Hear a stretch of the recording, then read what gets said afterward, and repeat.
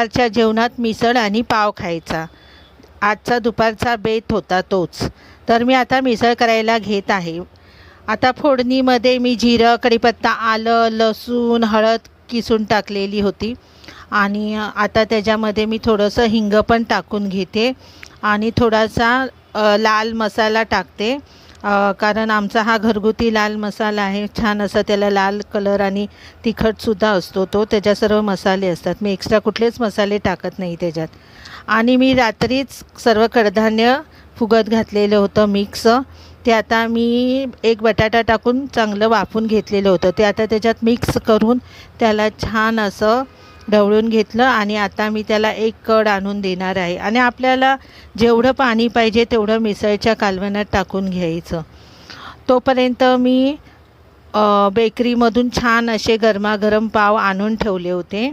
तर आता मी मिसळ आणि पावाची प्लेट तयार करते. मी आता मिसळ वाटीमध्ये काढून घेते आणि त्याच्यामध्ये छान असं मिक्स फरसाण टाकून त्याच्यावर बारीक चिरलेला कांदा, कोथिंबीर आणि लिंबाची फोड टाकून घेते आणि त्याच्याबरोबर मी घरगुती बनवलेलं दह्याची वाटीसुद्धा ठेवते आणि छान असे गरमागरम पाव. झाली माझी ही मिसळची प्लेट तयार. व्हिडिओ आवडला असेल तर लाईक करा, सबस्क्राईब करा.